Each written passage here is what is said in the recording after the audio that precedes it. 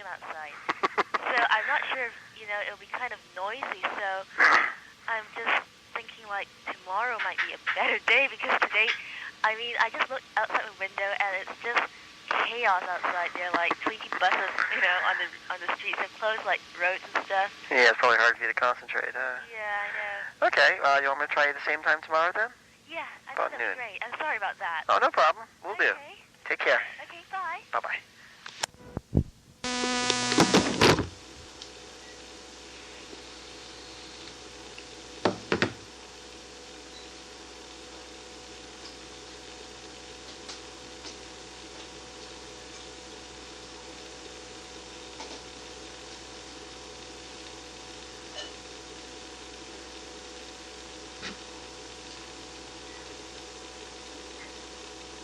Hello?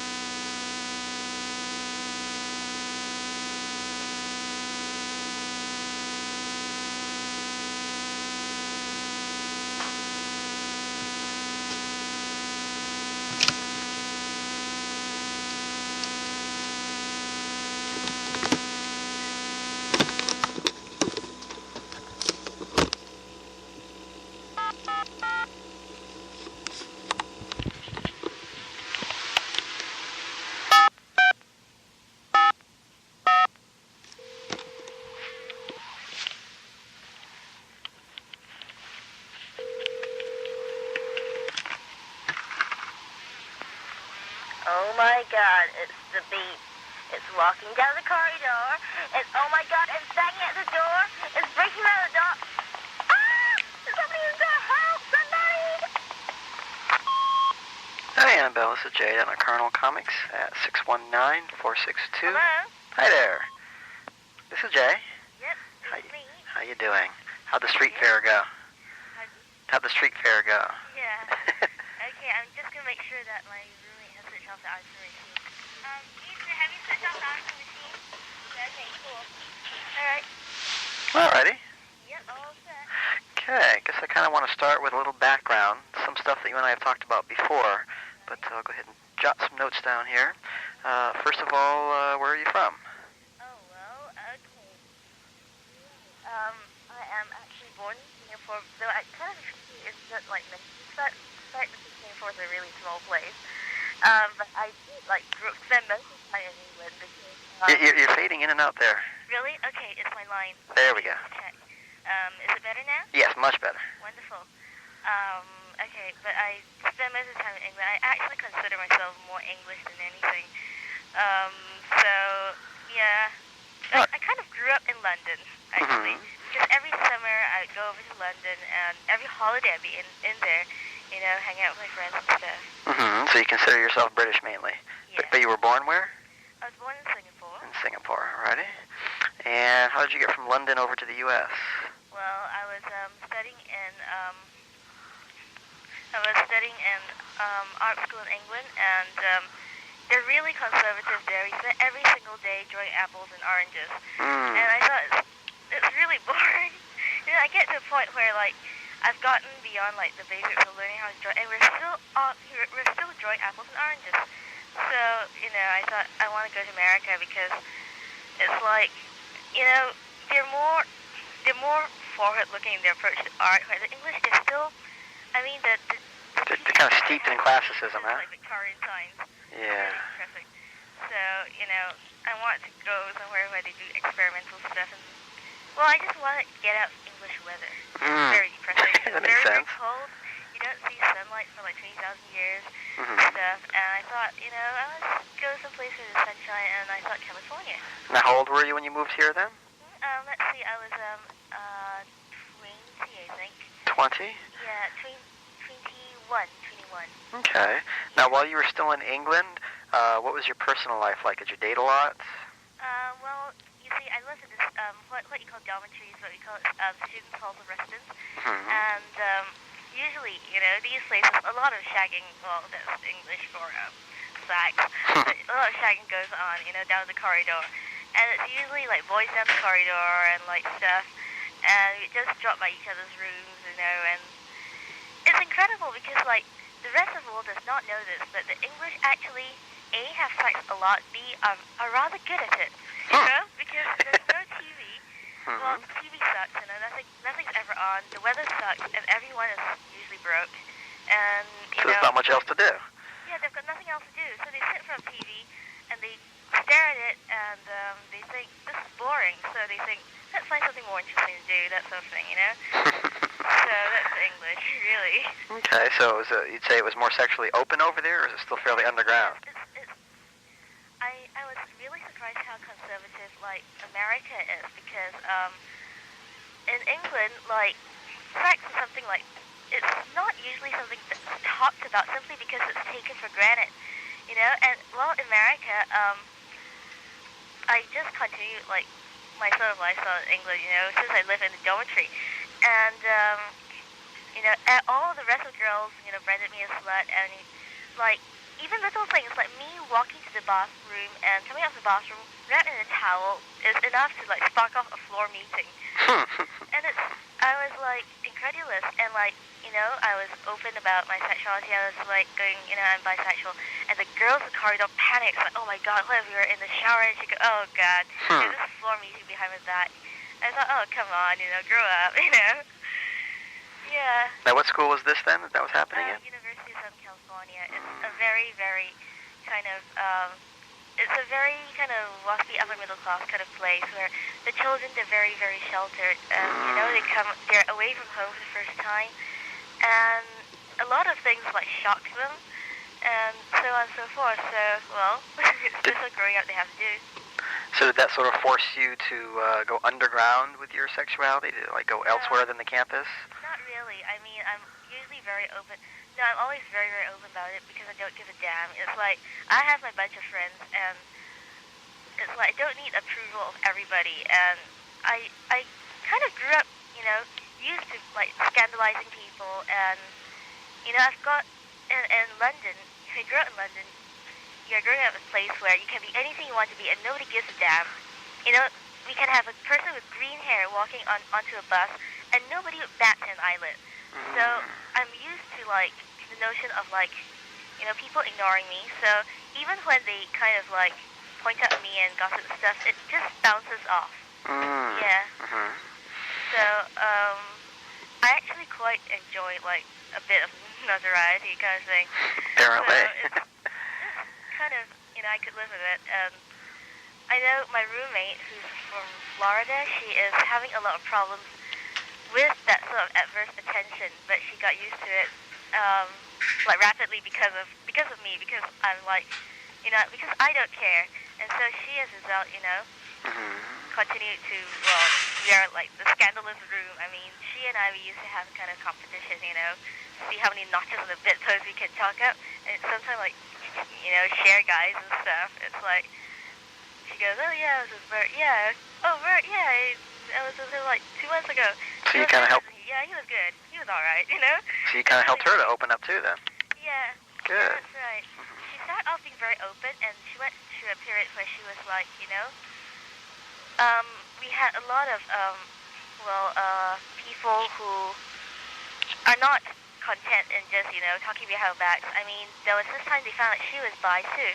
And so we had this bunch of kids who would, like, harass us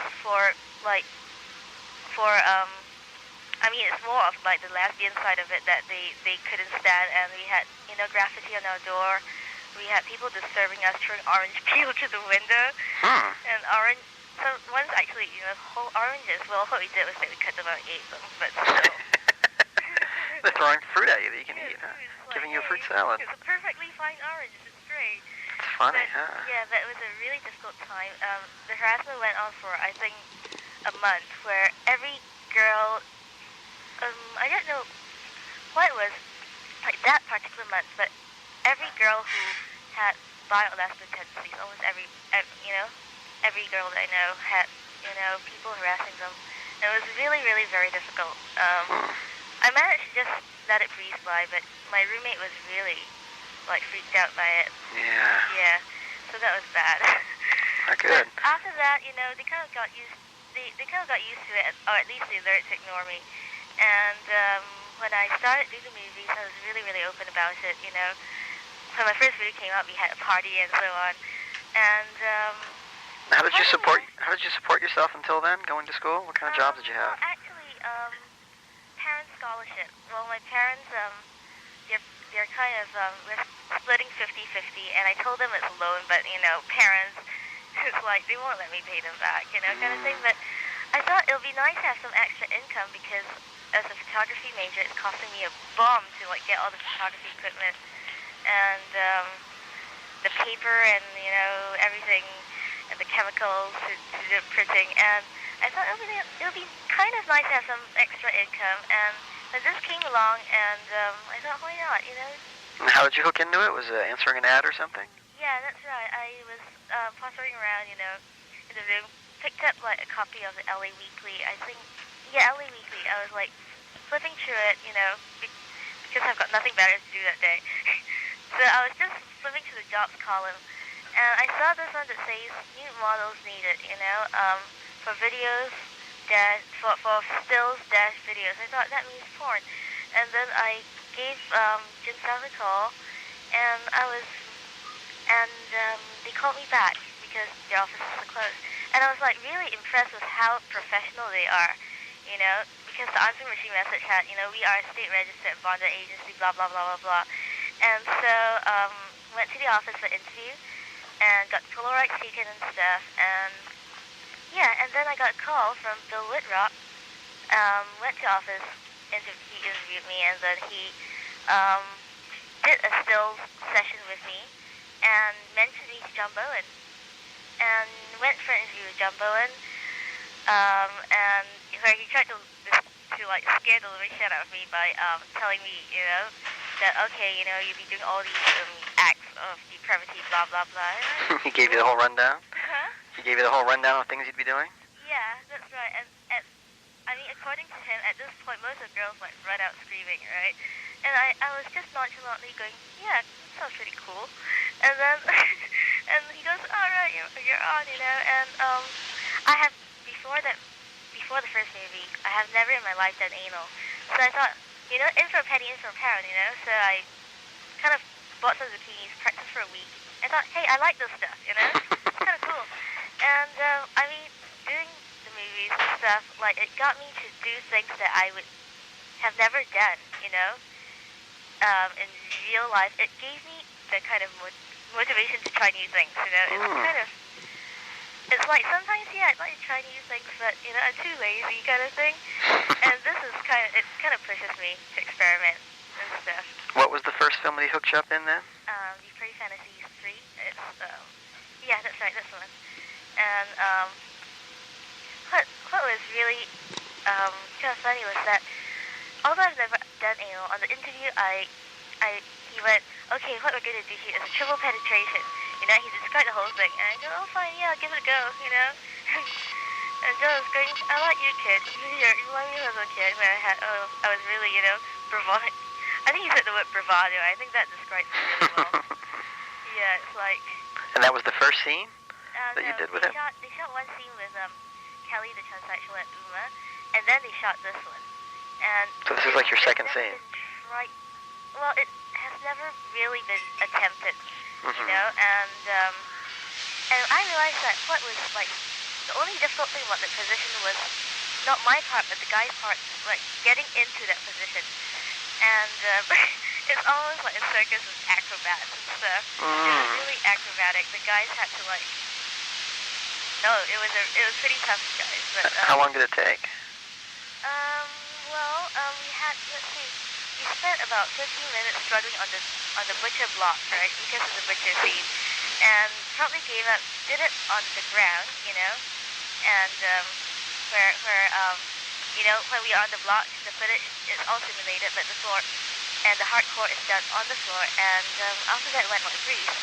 Huh. Yeah, and so and I remember running off the set going, I don't believe I did it. And then I was like, running off to like shower and change. And suddenly I like run back and like ask him, did I really do it? And he goes, yes, you did, honey. This may be like a real obvious question, but I mean, did it hurt? No, it didn't. Surprisingly, I expected it to hurt, but I was working with Ron Jeremy is like the third guy, right? The guy in the middle, and like he is really professional. I mean, John says, yeah, I like Ronnie because he's really good at trick shots. That's what it were. And he, with lubrication and everything, it felt very, very good. And actually, the only problem, like shooting that, was that the moment like Jeremy goes in like into the triple, I would start coming and stop pushing everyone out. So like, they have to like start again.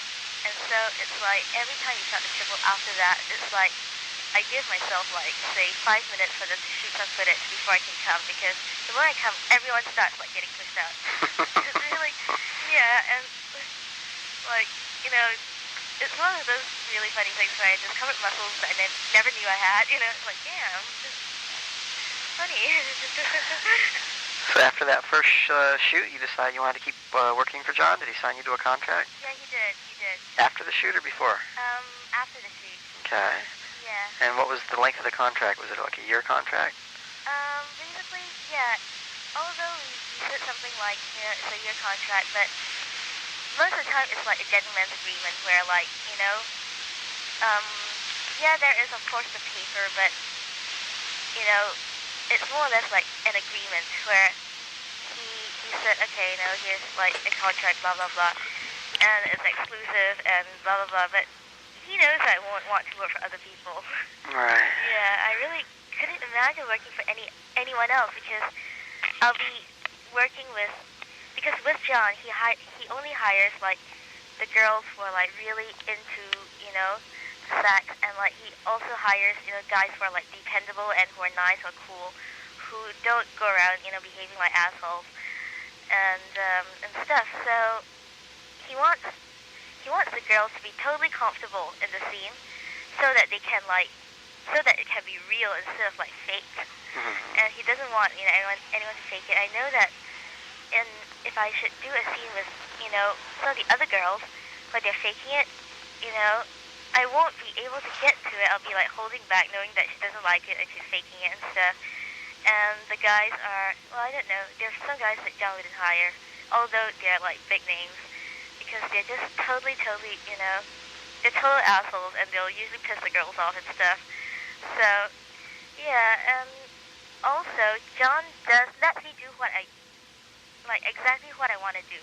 Like, in the scene and stuff, I call the shots in terms of, like, the acts. It's like, if I can't do it, I'll go, sorry, John, this is not happening, or, like, or, like, just like in the Pink Stiletto shoot, the Mongolian clusterfuck thing was my idea, and he was about to abandon it. I go, John, it's like, one more try, right? It's like, trust me, kind of thing. And it's more or less, I get so much control that I don't think I can work in a scene where, I'd be doing something and the director yells, cut, no, we can't have that in this video.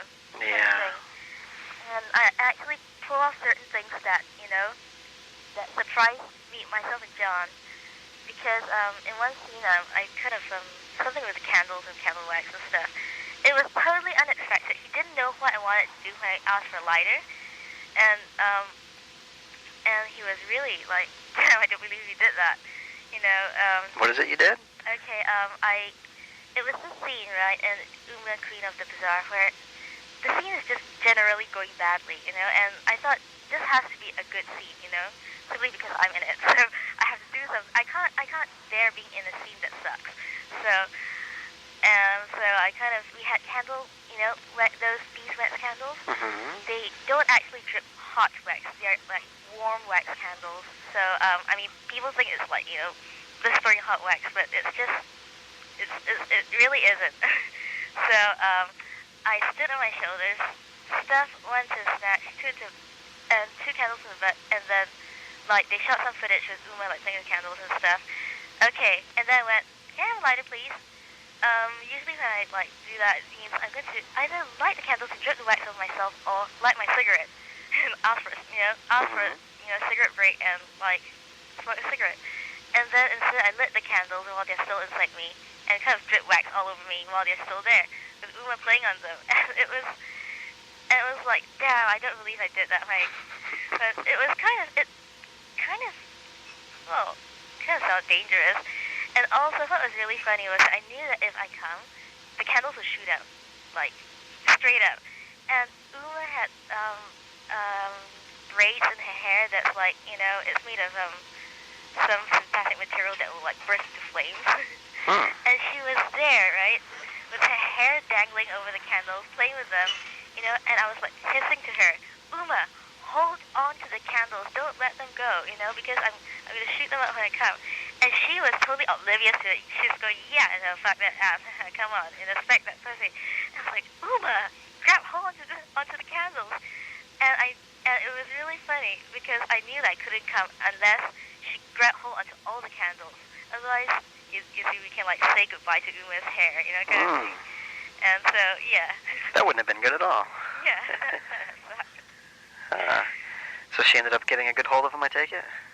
She didn't actually catch what I said, so I didn't. I was really miffed that I couldn't, like, come, because she was too deaf to hear me. Yeah. Yeah, but that was funny anyway. What was the film name? It was Uma, Queen of the Bazaar? The Bazaar. Got it. Yeah, it's got her on the box cover with the Hellraiser background and stuff. Yeah. Was that like your one of your early films? Let's see, it's somewhere, let's see. And what would be the chronology? Would it be your second film? No, definitely not. That's actually after Pig Stiletto. A few weeks after I shot Pig Stiletto. And, but it's definitely before January AVN show. Okay. Yeah. Got it. So, to backtrack a bit, what would be like the second film that you did for John? Okay, the second film I did for John would be, it's not my title movie yet, but it's a scene inside Kelly's movie called Guess What? Yeah, it's called Guess What. Every time I go, it's this movie called Guess What? They go, what? Yeah, that's the one with the transvestite? Huh? That's the one with, like, the transvestite? She's transsexual. Transsexual, okay. Got it. Actually, she's more of a drag queen, but, she is, well, you can say she's a transsexual. Okay. Yeah. Got it. Anything memorable about that shoot? Well, it's a buy scene, and it's one of those things like working on a buy scene. The whole atmosphere is different, everyone's more laid back and stuff, so it's like, and usually, unless Kelly throws a tantrum, right, things just breeze on smoothly, and it's dead easy, it's very, very easy to shoot, and it really turned me on too, seeing like two guys like, get it on with each other and stuff. Because, guys have this thing about watching, girls. Well, you see, we girls have this thing about watching guys too, you see. So it really turned me on, and the scene just breezed through. It was like over before I knew it, and like, it was a really easy shoot. It totally did prepare me for like the shoots where everything went wrong. Yeah. Happened on the next movie, which was first, title feature like Annabel Chong, as opposed to, the Prey Fantasies 3, featured Annabel Chong kind of. Right. So that's called Straight A's, and that shoot was a complete nightmare because everything that could go wrong did go wrong, but still, I survived it. Like what generally, cameras breaking down, lights breaking down. I had a scene with Samantha, Jordan Lee, that's the stage name. Jordan Lee and this 40-year-old guy who's playing, the professor. And anyway, his real job is, something else, so he's not entirely, like, familiar with the whole, the whole video format thing, and, like, he came within 3 seconds, and, like, we had to take a break and start the scene again, and, like, a couple of other things went wrong in the evening. They never got around to my scene until about 12, and everyone's like tired. Goodness. And a lot of other things. Tantrums and with the boys, and like people walking out of John. And the other two scenes were like scary in terms of like the disasters that happened. It's like cameras breaking down all the time, lighting not working, spending 2 hours adjusting the lighting on the bed, stuff like that. Goodness, huh? Yeah. Did that sour you a little bit, or are you ready to move on? Did that sour you at all towards it? No. Oh, wait. I think I made a mistake. The first movie is actually Anal Queen, which actually went alright. And the next one is Straight Ace. Straight Ace was the worst shoot I've ever been on. But it kind of put me off a bit. But then I remembered, like, John saying that this is the worst shoot that he's been on. So I thought, if that's the worst, it couldn't get any... It can't get worse, yeah. It can only get better. So, and also I have a shooting schedule kind of thing, and I know that the next one's a buy scene, so that's going to be, like, easy. So I thought, I shouldn't, like, quit it yet, It's going to be... The next one's going to be easy, and after that, it's going to be alright. Yeah, so... Yeah, I mean, I still couldn't bring myself to... That's the only video I couldn't bring myself to watch, because I just remember the shoot. Though it was, like, selling really well. It was, like, a summer bestseller or something. I don't know. But I personally couldn't watch the thing. Friends say that's great and everything, but I thought, okay, at this point, the camera broke down. Yeah, at that point. just think of all the hassles. Huh? Yeah, that's right. Yeah. Okay. What'd be the next one after that? It'd be I Can't Believe I Did the Whole Team. Yeah, that's right. Oh, that is one of the best shoots. It was great. It was really fun. We finished shooting by like 3. It just went like breeze. All the girls are horny. They're up and jumping and they're energetic, and the guys are really into it too. And we just finished shooting it in no time. It was great fun and everything.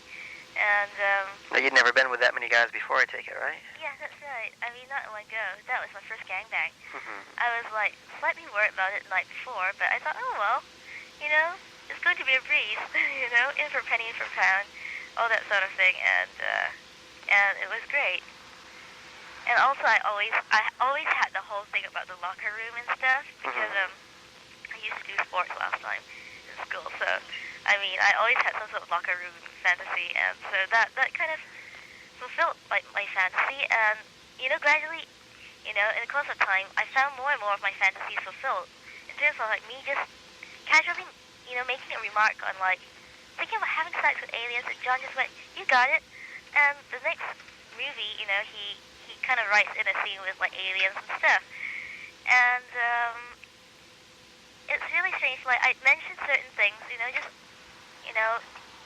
I just talk about it, and John remembers, and he goes, "Now, what do you think about a blah blah blah scene?" I go, "Oh my gosh, that's why I've always wanted. How do you know?" He goes, "Oh well, a little bird told me," kind of thing. So it's great. I think this is, for me, it's like with this job, it's like the deal, man. It's like the best job on earth. I get to have fun. I don't get bothered by the guys afterwards, and like I get paid for it. Surprise, surprise. I'm always very astonished whenever I get, I pay. I'm just like, damn, people get paid for this shit. Cool. Yeah. Okay, is the next one after that the Pink Stiletto? Yeah, Stories? that, yeah. Okay. We spent, like, I was told about the Pink Stiletto idea, like, several months before, so, and so I had to do this diagram and send it to him, like, drawing out the whole clusterfuck. Now, where had you heard of this? Huh? Where had you first heard of this? Oh, I was reading this British music magazine, you see. It's called Select, and they always have, the best band of the year, best this, best that, and they have this funny section where they have the best beer of the, favorite drink of the year, and like favorite sex position of the year. And then, of course, like some people send in like funny entries, like favorite sex position, the Michael Jackson, or like I can't remember what else, but one of them happened to be the Mongolian clusterfuck. And I read that phrase, I just laughed. And then after doing the trip, I thought, hey, actually that's possible. And I mentioned it in like one interview with Gene Ross from ABN, and I just sat there quietly right through the whole meal. And then John was and he's going, okay, so now after triple, what's next? John goes, well, we're still thinking. I go, how about the Mongolian clusterfuck? It's almost like the first thing I said, right to the whole duration of the conversation, because, I was like, kind of, it's one of my quiet days. I just sit there, like a little girl and not say a word, So Gene Ross was like, he nearly choked. He was Well, like, how do you describe it? How would you describe to somebody what that is? okay, Mongolian clusterfuck. I have this picture in my mind of this cluster of people, and actually I read this book. This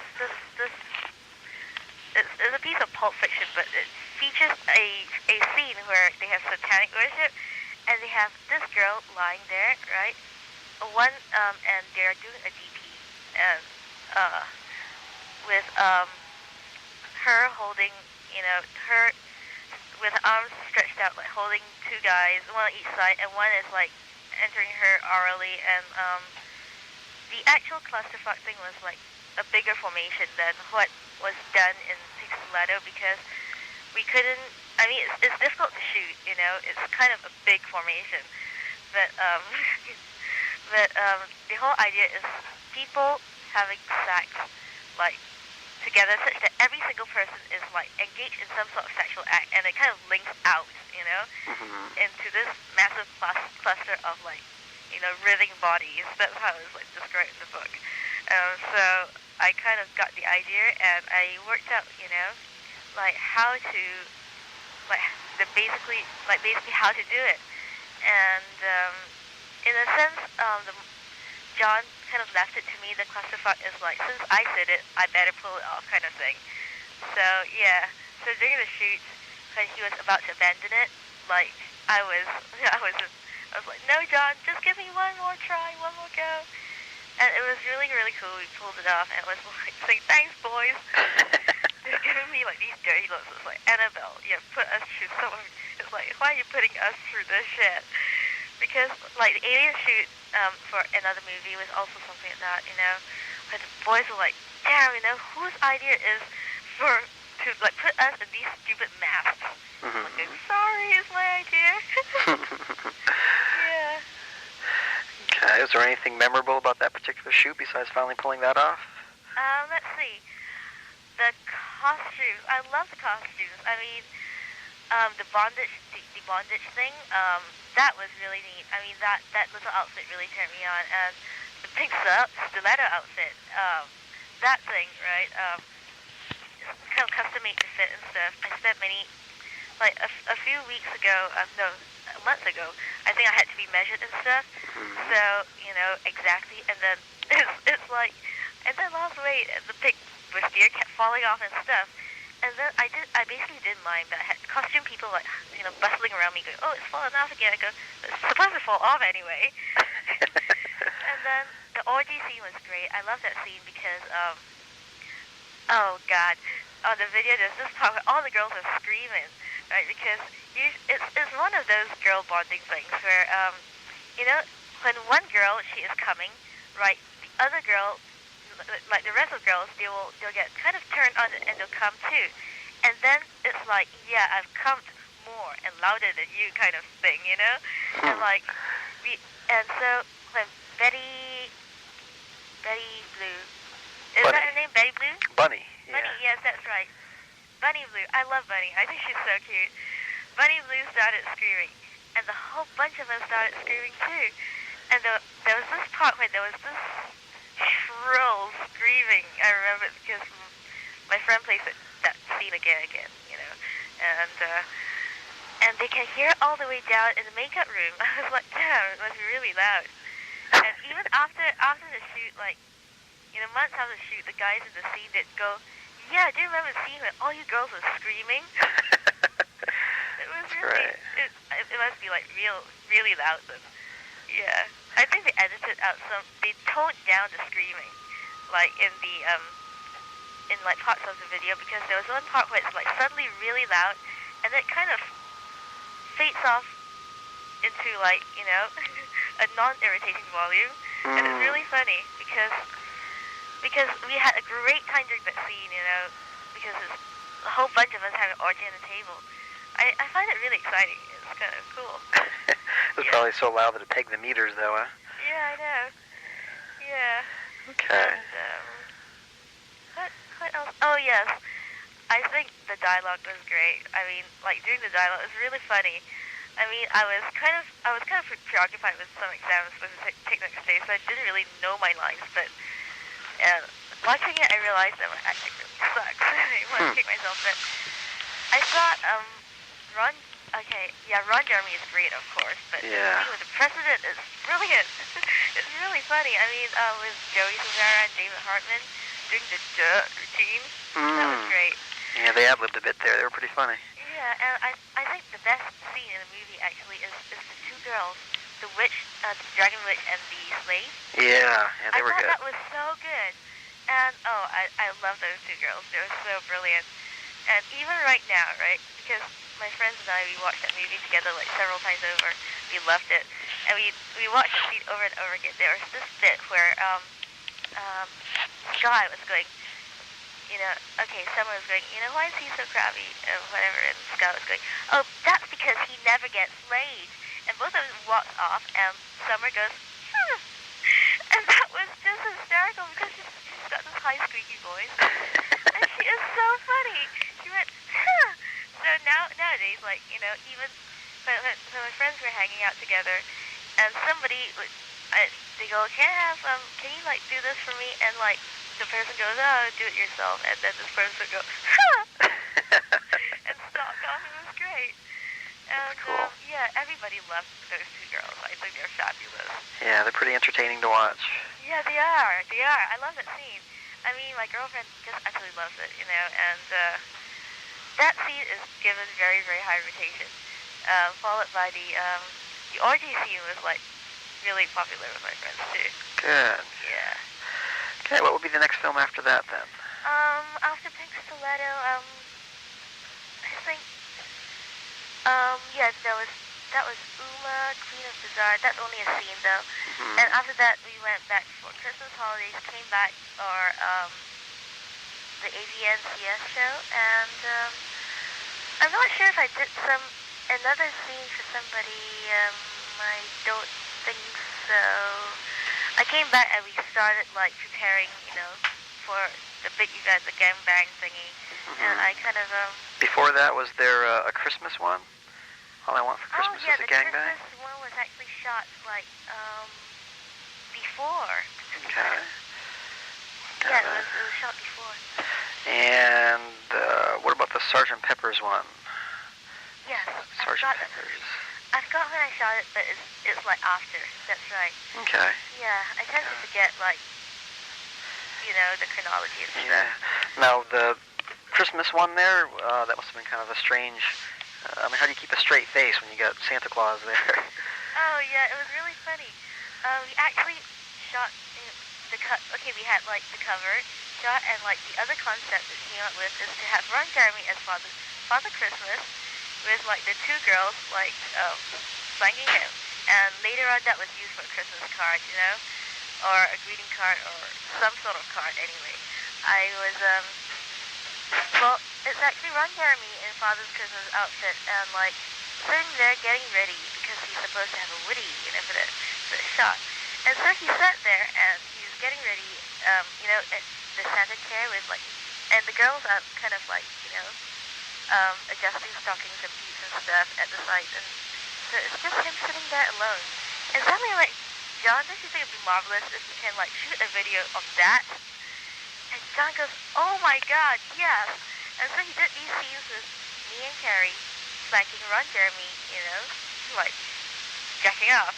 And it just looked so sick. It was really perverted. And we just couldn't get over it. It's really funny. But, yeah, I remember before the scene, John was trying to come up with, like, a lead-in, and gave me, oh god, the worst line ever. Carrie? Yes, Annabelle? I don't think we're in Kansas anymore. And I was like, god, no, John, don't make me say that, but, well, he did. And then there was, like, this moment of silence where John was, like, trying to think, what happens next? I go, John, it's Christmas, so you're supposed to get the Santa Claus to, like, laugh ho, ho, ho. John's going, yes, you're right.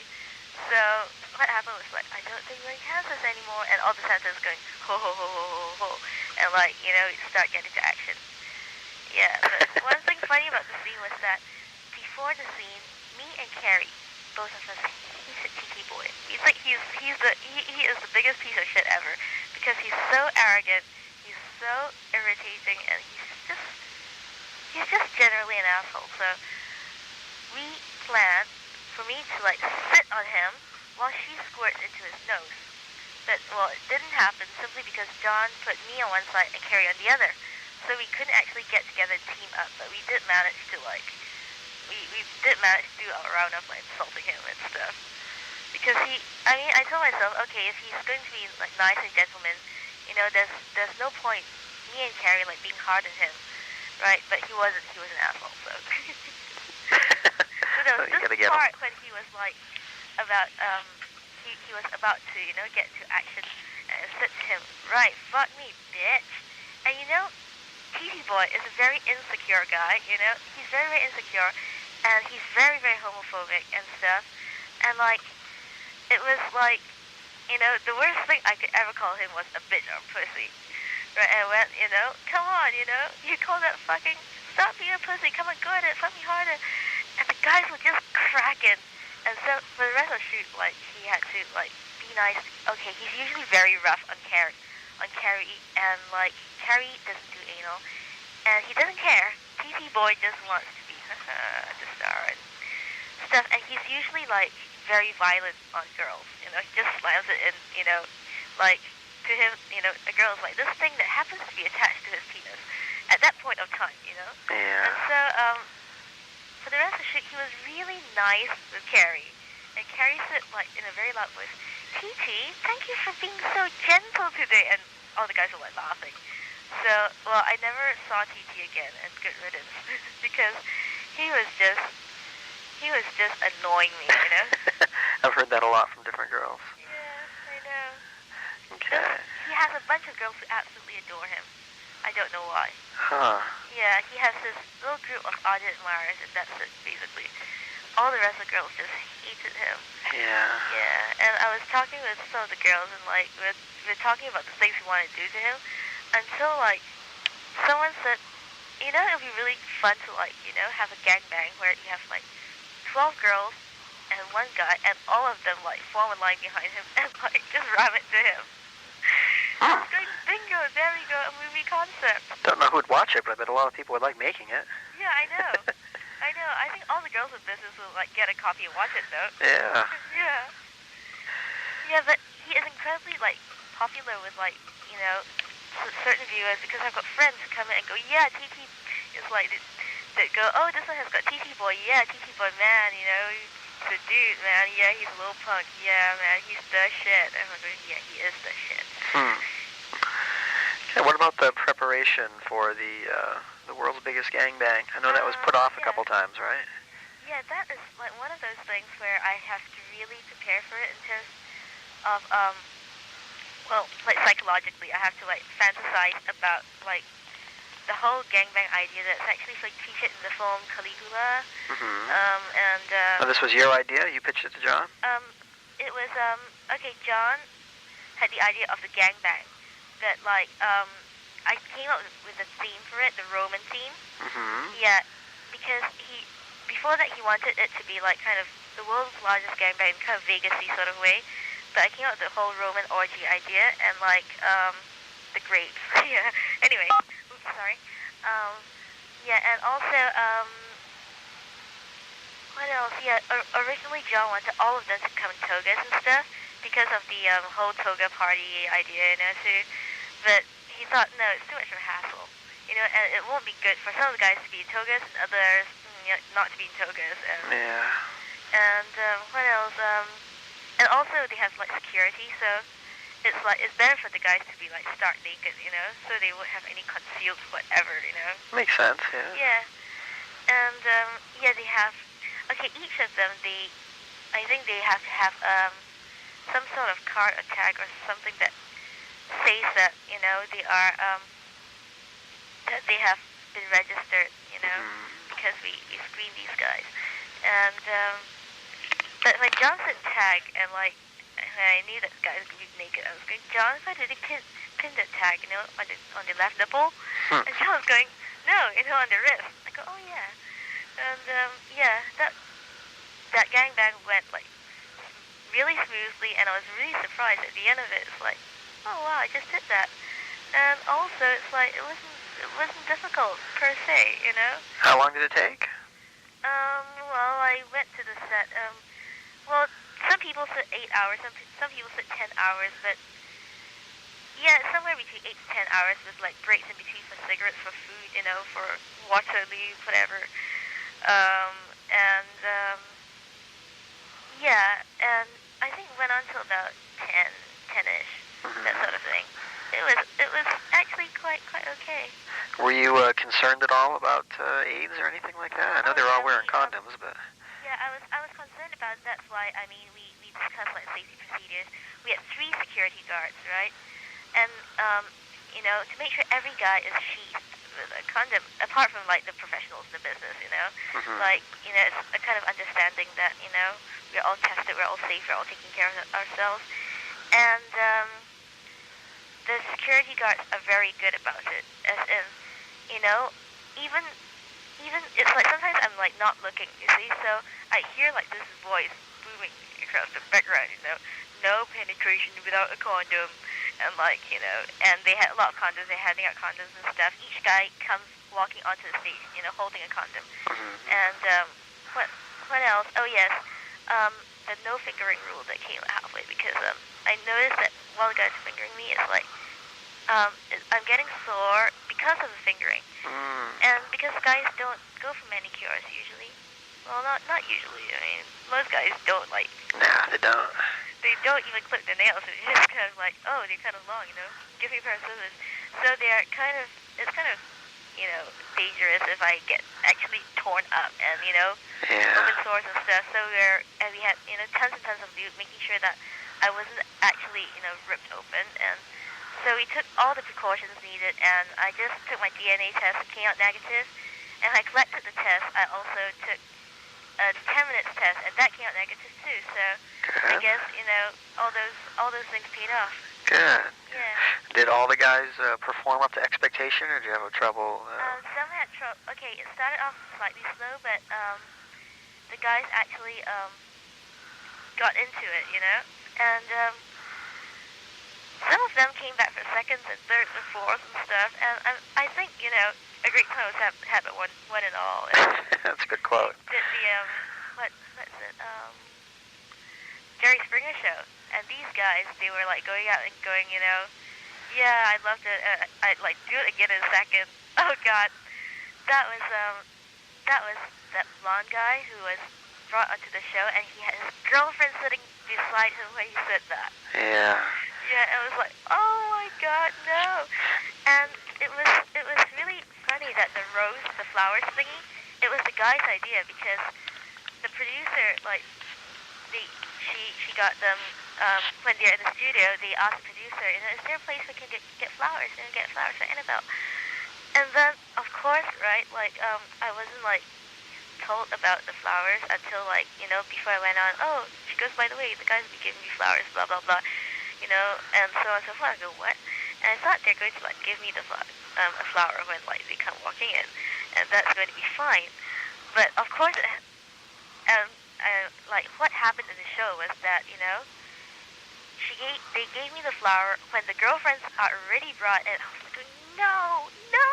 Yeah, put you on the spot a bit, huh? My chair. It's like, oh God, this is awful. Yeah. Did you feel like they were kind of setting you up there? Huh? Did you feel like the producers were kind of setting you up there, putting you on the spot that way? In a sense, yeah. But like, of course, as I learned after the show, right? Like, I learned a lot of things in the program that were like not entire, like, it was a lot of things are faked and stuff. And of course, backstage, on stage, girls were like, "Oh, I'm so angry, I'm so pissed, I'm so hurt." And when they brought Ron Jeremy and John, these are the 2 men who were responsible for the gangbang. They were like glaring at Ron Jeremy, and like one girl was actually hissing, right? And like backstage was like, "Hi, Ronnie, can we have an autograph? Can we take a photograph with you?" and they were like all over Ron Jeremy. Interesting, huh? It was really funny. And like Ron Jeremy told us about it afterwards, and he goes, "Yeah, so one of the couples, I think they're swingers too because I met them at a party." Blah blah blah. I was like, "Damn!" And like, John started telling me, and this is like what's happening with like this other couple, and what really happened is this, and like the producer and her assistant, they're like telling us, "Oh, actually, it's like that, that." Yeah. And I was going. So it's kind of staged, huh? Yeah, and because like I have always believed, right, like talk shows are kind of fake, but none of my friends would believe it until I came back from Jerry Springer and told them that, and I think I spoiled something for them. I was pretty sure I spoiled something for them because it's like wrestling. You're supposed to try to believe in it if you're a fan. I know, because they look hurt. Yeah. They look really kind of crestfallen, and I kind of regretted like telling them all, all this sort of stuff, because I always thought, like people watch it because it's entertaining, but they don't really believe it. Uh-huh. But honestly, I mean, even my friends, like, she's like, "I thought it's true." I go, "Come on, it's like, it's TV." And she goes, "No, I grew up believing that these things are true. That's why I watched them." And I was going, "No, they're not. They're kind of, a lot of it's staged. There's always an element of truth in it. But, it's human nature to, like, get on TV and, like, even if they want to tell the truth, they, like, camp it up, Yeah, they ham it up a bit there. Yeah, it's all, like, really hammy and everything. Did you get a chance to say more than what aired? Did they edit it much? I mean, I actually said quite a lot, but they edited a lot away, and what really pissed me off was that the original agreement between them and us was that they will not censor it. But unfortunately, Jerry Springer show is some of the affiliates, like in places like Virginia and stuff, they tend to be like more conservative, and they had to cut off a lot of things in it, and they also have all these segments. I really feel that all these segments, they're not all of them are entirely like relevant or whatever, but like, or even like interesting, and a lot of the best footage was actually cut off, and I was kind of miffed. I was kind of disappointed, and the editing was done really badly. I mean, like, it is blatantly obvious, even if they didn't know what really happened, that it was edited, because you have all these like bits where the exchange was just not. There was no continuity. Yeah, I noticed that. It seemed like they were cutting some of your responses out. That's right. Yeah. Oh God, those were so obvious, because they would have a reaction. What they think is, they can pass off as a reaction shot. But I was like in the process of saying something, and like it's got me saying something, and then they cut it. Yeah. And it was kind of like a really. It's even if they're trying to like fake it by selective editing, it was done so badly that everybody, like people I don't know, they come to me, "Are you Annabelle?" I go, "Yeah." That's me. They go, "Yeah, it's on the Springer show. They edited out a lot of things that you had to say." So in a way, it worked in my favor, because like in the interviews after the Springer show was aired, I got to say what I got to say, and like some of it I think came out in print. So that was cool, and also it kind of got me got this filmmaker who makes documentaries like interested, because I went on. I was like talking about the Babylonian goddess cults, where they have they have this as a kind of ritual thingy, and it's about fertility, blah blah blah. And I was actually like saying that because I wanted to grab the attention of just in case she's watching, Camille Paglia, who's who's the anti-feminist feminist, right? Who's academically, because I want to be an academic next time. It's going to help me a lot if like I can grab her attention and and stuff. And so I said that, and that got this filmmaker interested in like making a documentary.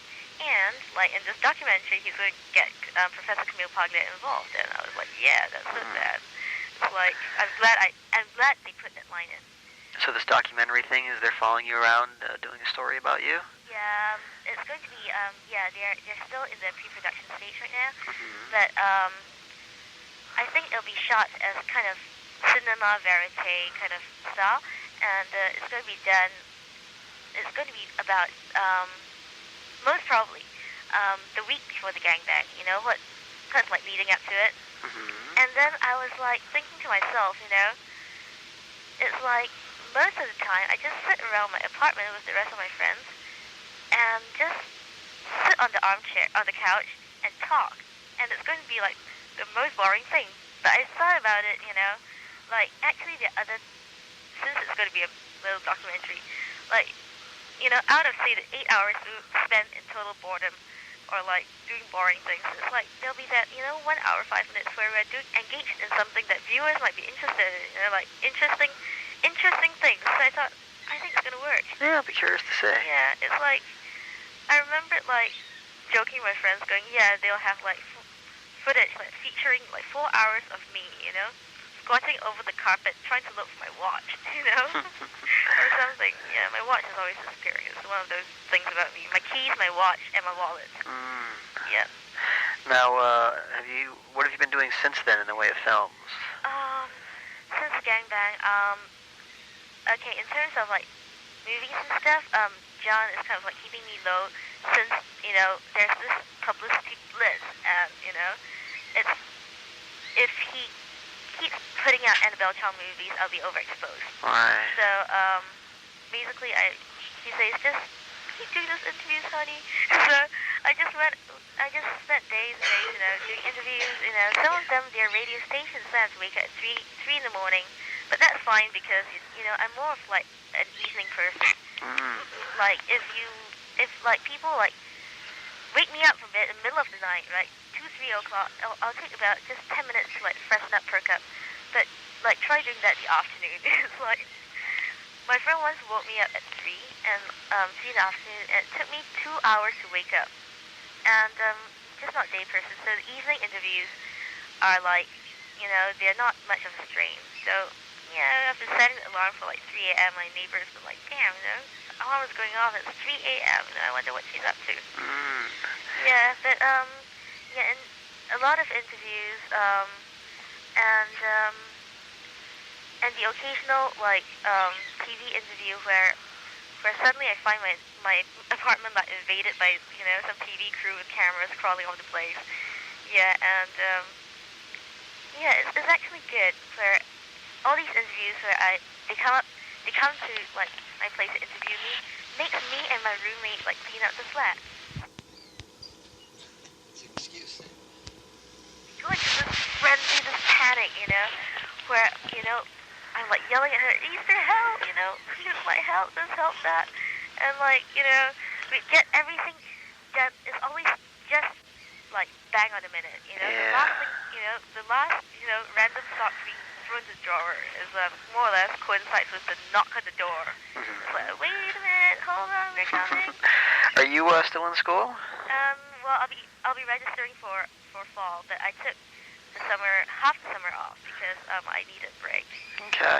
Yeah, because I remember last summer I worked right through summer and then start my semester for fall, and I was really burnt out. I was really, really burnt out, and I spent like 2 weeks totally zombified, just sleeping, and like I didn't go to classes because I was just so tired. Yeah, I took like 16 units or something stupid for summer, and everyone thought I was crazy. And looking back, I thought it was crazy, but I didn't know that 16 units in